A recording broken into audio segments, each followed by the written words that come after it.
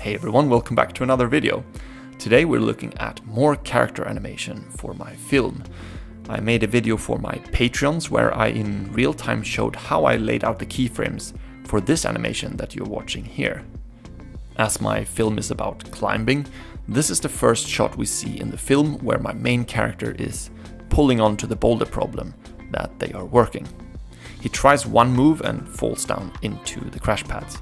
This shot still needs some work, the character obviously needs some colors and the background will need a bit more love, but the movement of the character is done.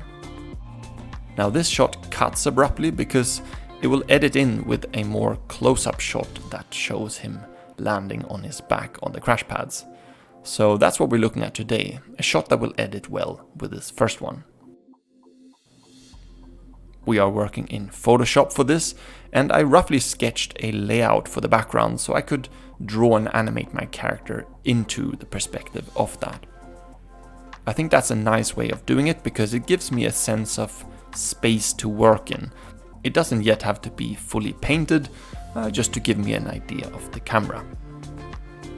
Drawing on a video layer, I can start blocking out the poses of my character.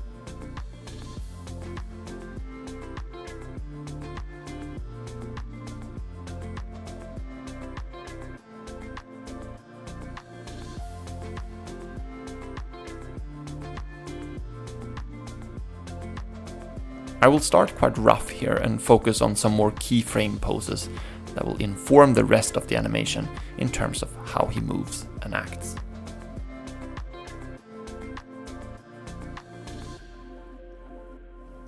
Some references for this is always useful, so for this I put my own bouldering mat on the balcony here in the quarantine time and set up my phone camera in a somewhat matching angle to this and then try to act out the movement that I was after.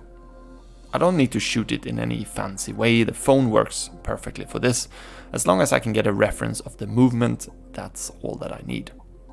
That video I can then have sit on a separate monitor here, so I can easily scrub back and forth in it and study the poses.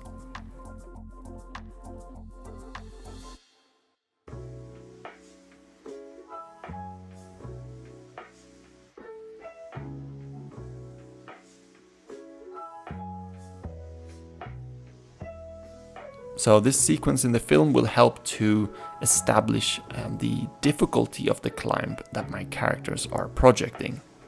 Maybe you're not a climber, maybe you're not into climbing, so what I'm talking about here maybe doesn't make any sense to you. So basically bouldering, which is what my characters are doing here, is all about finding a sequence of moves that will take you up the rock. If one's goal is just to be on top of the boulder, there might be an easier way up. Perhaps around the corner of this stone there's a less steep section or even a path up, who knows. The fun in bouldering is the physical challenge and the problem solving that comes with a hard climb that is on your limit. The rock will present you with a certain amount of features that might be enough for you to pull on.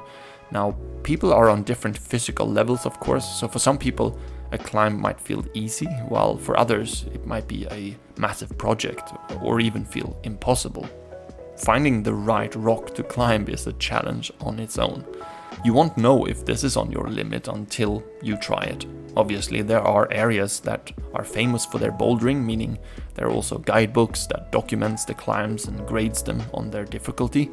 But for those who put up first ascents of unclimbed boulders, they will have to be the ones to figure this out themselves. In this film, my characters are doing just that. They are projecting something hard no one else has climbed before, so they don't have any reference to go after, meaning they're not fully sure if this is possible for them. Individual moves might at start feel close to impossible, but little by little they find sequences needed to progress and link sections together. That's a quick overview for you. So trying the first move on this boulder problem, my character is sent straight back down into the mats. I want him to land on his back here and then sort of support himself onto his elbows and look up at the rock that's hanging over him here.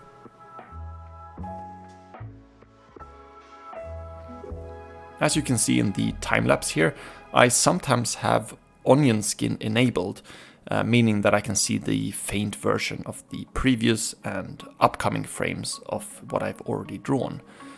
To establish the motion of my characters, it's actually not that useful to have it on, rather a bit distracting and sometimes limiting, as it might make me fall into the trap of drawing my frames too similar if I see both the before and after, and making my character look a bit flat.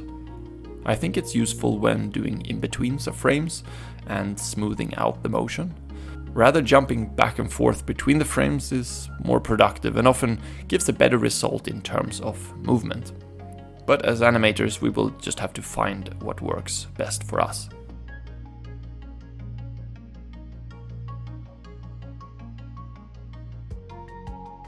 After the rough pass is animated, I move on to cleaning up the lines on a new video layer above.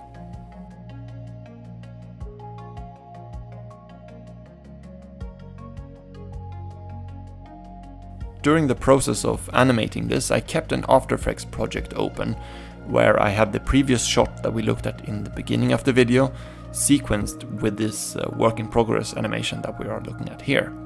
That way I could look how they edited and quickly make adjustments if needed. In the end, I added in between frames between each of my current drawn frames here to slow everything down. The great thing about Photoshop and After Effects is that they work so well together in this way. By just saving my Photoshop file, it instantly updates in After Effects and in the edit. I also got a video on my workflow between the programs on my Patreon. There's also a video about a few compositing tricks in After Effects that I use for a lot of my animated films. So if you're interested in more of this, then check out the Patreon page. There's a link below. So here you can see the full cleaned up animation with outlines. For the background of this shot, I first went for a grayscale approach, where I define all the values and then brought in colors after that. This is not always how I paint, but I like to experiment with different methods. For shots with a lot of depth, I think maybe this is a good and useful way. I did not record the process of this painting, but we can quickly toggle on the layers one by one, so you see a bit of the process.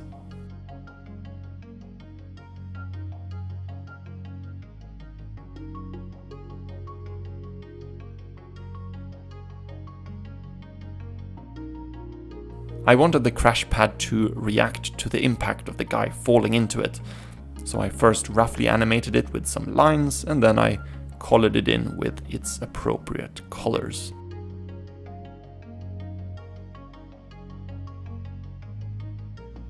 As this film is set in nature, mainly under the rock that you see here, I have a lot of pieces to paint with a similar background. It can make things easier that I can, borrow things from one shot to the other, and I can transfer how I paint things from one to the other as well. But it also makes it quite repetitive, of course. But I guess it's part of the game. Making a film on my own will take time, and it will be repetitive as well. So what's left now is to color the character, do a bit of cleanup on the background, of course.